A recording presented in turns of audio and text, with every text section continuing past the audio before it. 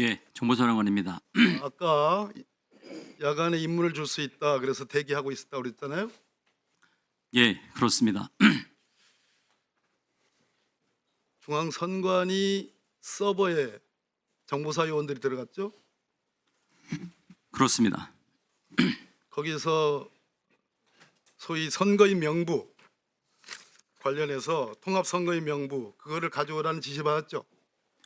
그런 지시는 받은 사실이 없습니다. 서버를 사진을 찍은 사람이 누굽니까? 제가 지시를 했고 팀장입니다.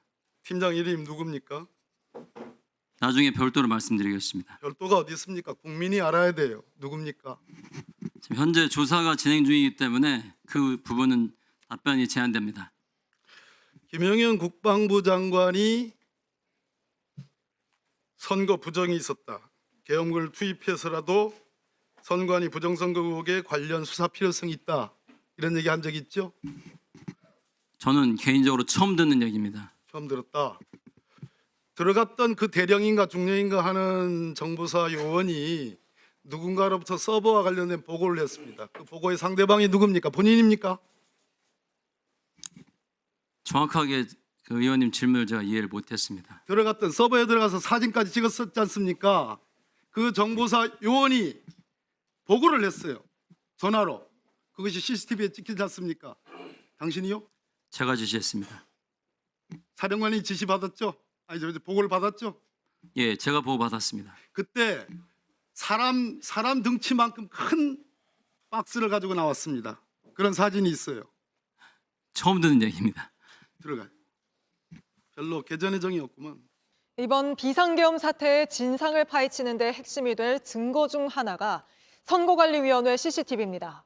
저희 JTBC가 확보한 CCTV 화면을 보면 군 정보사 소속 대령들은 사전 투표자 명부를 관리하는 서버를 집중적으로 살폈습니다. 선거 조작 음모론, 대통령과 측근들은 정말 진심으로 믿었던 걸로 보입니다. 김지윤 기자입니다. 계엄 선포 5분 만에 계엄군이 가장 먼저 도착한 곳 선관위 과천청사입니다. 무궁화 계급장 3개, 대령 계급 군인들이 서버실에 들어갔습니다. 정보사 병력도 현장에 있었던 정황이 있어서 군 정보사 소속인 이들이 사진을 찍는 건 사전투표 명단을 관리하는 서버입니다. 계엄군이 서버실을 장악하고 1시간도 안 돼 경찰도 선관위 앞에 나타납니다. 경찰 승합차에서 내린 경찰 4명은 방탄 헬멧과 방탄복을 착용하고 한 손에는 K 원소총을 들었습니다.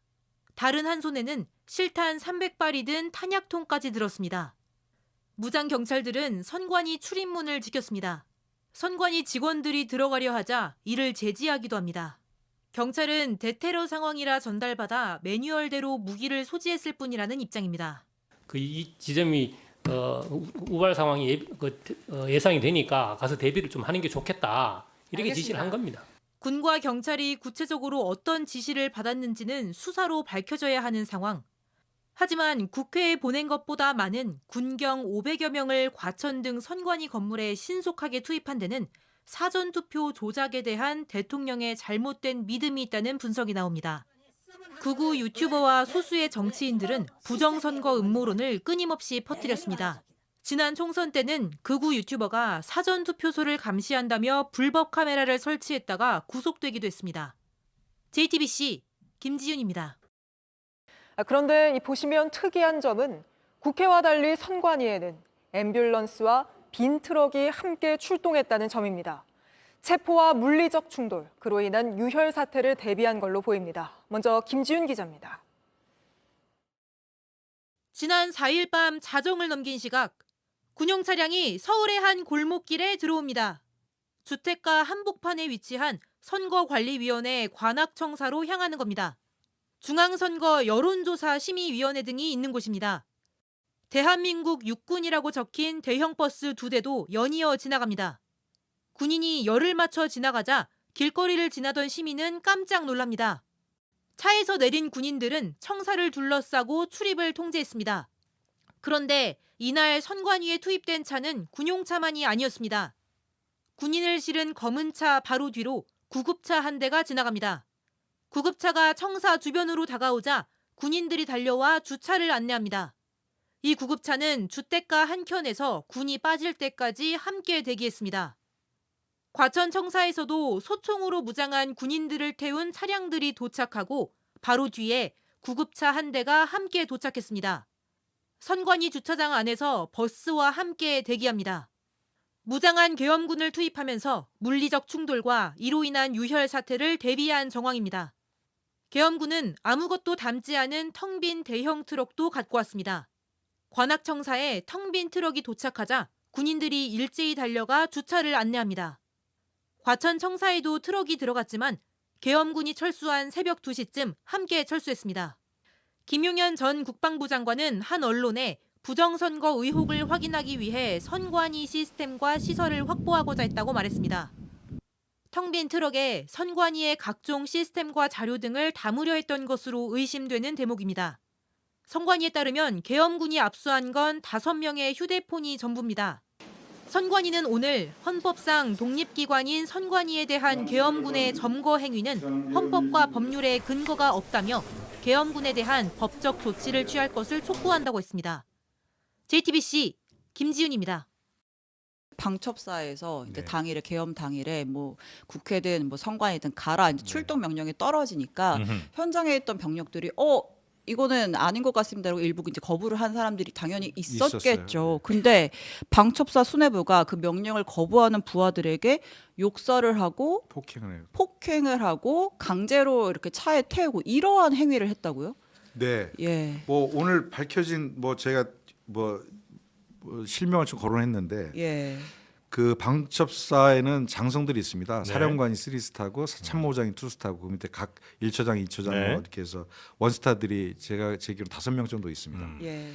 정확하지는 않은데요. 그 중에 방첩사 수사단장인 김대우 준장이 예. 최모 소령이 버스 탑승하는데 본인이 아니 지금 저희가 어디로 가는 겁니까?라고 항의하고 그리고 부당한 지시라고 판단해서 좀 저항을 했는데 폭행을 했다는 겁니다. 폭행을 해서 강제로 태워서 선관위에 보냈다는 것이고요. 오늘 또 제가 뭐 여기 오면서 들은 제보에 의하면 네. 그 선관위에는 방첩사에서 25명이 갔고 네. 선관위 본부에 그다음에 선관위에 여심이라고 있습니다. 여론조사 심의위원회. 네네네. 거기도 25명이 갔고 네. 수원에 선관위 연수원이 있습니다. 네. 아. 여기도 25명이 갔고 또 여론조사 기관인 여론조사 꽃에도 25명이 갔는데 뭐예요 네. 도대체 이건? 그러니까 100명이 갔다는 거예요. 갔는데 네. 방첩사는 정보기관이어서 굉장히 여론에 민감하고 정무적 판단 능력들이 있는 사람들입니다. 예. 100명이 각 지휘하에 갔는데 그 현장에 직접 가지 않고 선관위는 저희가 어제 KBS 보도에서 확인된 바에 의하면 정보사가 갔다는 거예요. 예, 정보사에서. 그러니까 방첩사 사령에서 가시는 분들은 그 앞에 가서 컵라면 먹고 뭐 이렇게 하면서 버텼다는 거고요. 예. 네.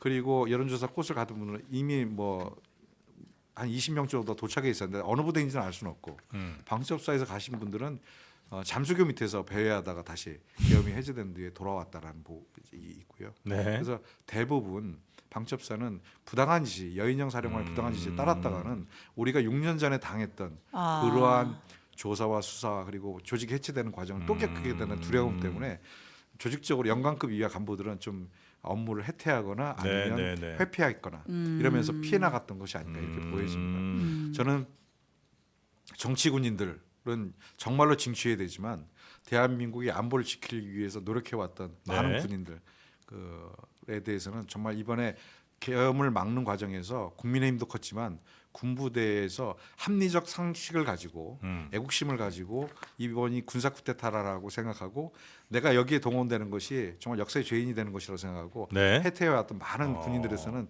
그들의 애국심에 대해서 높게 평가하고 그리고 네. 격려해야 된다 이렇게 그 생각합니다. 지휘관들은 문제가 있네요. 그 3스타는 당연히 그렇고 그 원스타 예를 들어서 밑에 소령들이나 장병들을 막 좀 폭력 혹은 뭐 욕설 등 통해서 강제로 보내려고 했었던 그 예를 들면 원스타 이런 사람들은 뭐 중앙군 아닐 거 아니에요 그 사람들은. 중앙군은 아닌데 네. 이 김대우 준장 같은 경우도 여인영 사령관이 처음 왔을 때 예. 사실은 본인이 그러니까 방첩 정보기관이 워낙 힘이 세기 때문에 군대 내에는 인기제 진급이라는 게 있어요. 예. 네. 그건 뭐냐면 2년만 하고 딱 그만두는 겁니다. 아. 그래서 예전에 보안사 시절에서부터 여기 장성들은 다 임기제 진급 2년 하고 끝나는 겁니다. 2년 하고 진급 못하면 진급 못하면 집에 가는 겁니다. 네. 그래서 모든 처장 이하 장성들은 아, 2년이 기본이에요. 충성을 안 할래 안 할 수가 없군요. 예. 원스타가 2년 하고 나서 평가받으면 참모장이 돼서 2년을 더 하는 것이고 사령관이 되면 2년을 더 최장 6년 할 수 있지만 내부에서 사령관이 되는 경우는 역사적으로 두세 번밖에 경험이 없습니다. 그만큼 정보기관이기 때문에 탑군에서 와서 사령관하고 특히 이제 대통령이 군을 장악한다는 의미에서 대통령이 직접 보내는 사람들이 오죠. 그게 여인형인 것이고 근데 네, 네, 여인형이 올 때 2명을 데리고 왔어요.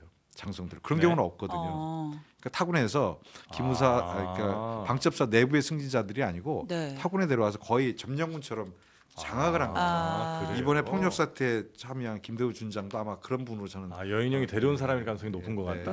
아,